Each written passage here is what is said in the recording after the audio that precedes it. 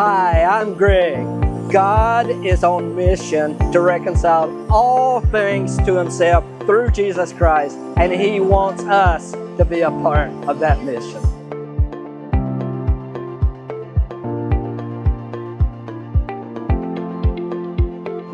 Hope you're doing well today. Today is the last day of the year. Tomorrow we start a brand new year. And, I have, just to be really honest, I've really failed sometimes in the past years. I've tried to make New Year's plans, and I just didn't do a good job of it. I tried to make it my own. I thought, well, I didn't say I'm going to stop smoking because I don't smoke. I said, but I'm going to read my Bible. I'm going to get in better shape. I'm going to do this, or I'm even going to become closer to God in some way. And those are all really good things to do. But I want to be honest with you. A few years back, somebody asked me, they said, what are you doing when you go to Mexico? What's your purpose? Why do you go there? Why do you go to other countries in the world? And I said, well, this is what I'm going to do. I'm going to raise up churches. I'm going to win people to the Lord. I'm going to help the poor. I'm going to do a feeding program. I'm going to do a give a check program. We do all of those things. But I kept thinking, this is what I am doing. And, I had it all wrong. And I want to just share with you 3 ways that I had it wrong and how to make that right. And so the first thing that I did was I tried to make my purpose the goal of everything. And I was all wrong on that. Somebody asked me, they said, what is your purpose?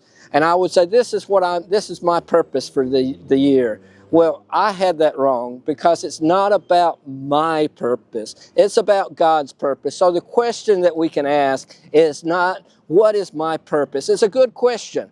But the better question is, God, what is your purpose and how can I be a part of that? And so that was the first thing that I did, and I did it a little bit wrong. The second thing that I did was I thought, this is for 1 year. It's 1 year. This is what I'm going to do this year.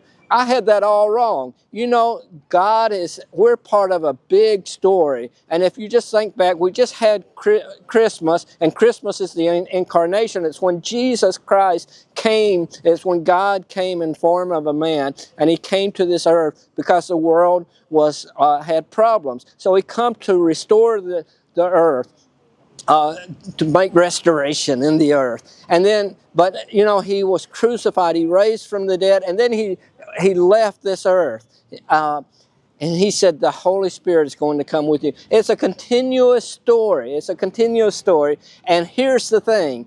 We get to be a part of that. So when Jesus came to this earth, the calendars, it's from AC to before Christ to after Christ. And the calendars are set up on this. It's a whole continuous story. So think of it this way. Jesus came to establish a kingdom. He said, your kingdom come, your will be done. He's establishing a kingdom. He's as the king, and we're part of that kingdom. So we're part of it. We get to be a part of this eternal story. And so just think about this. We're just in 1 year in all of eternity. And so it's more about a eternal story. It's part about being in His kingdom. And then the last thing, I had this all wrong. The last thing that I did is I thought, it's my mission. It's my mission. Well, it's not my mission. It's God's mission.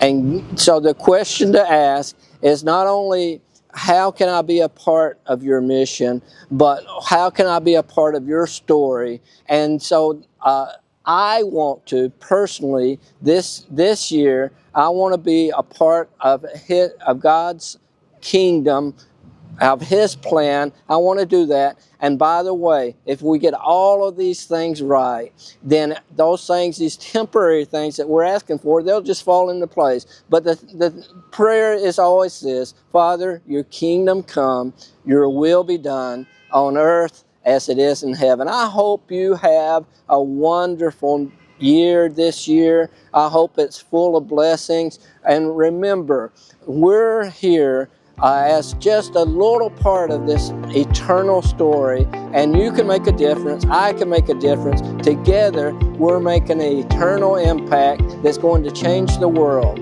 God bless you.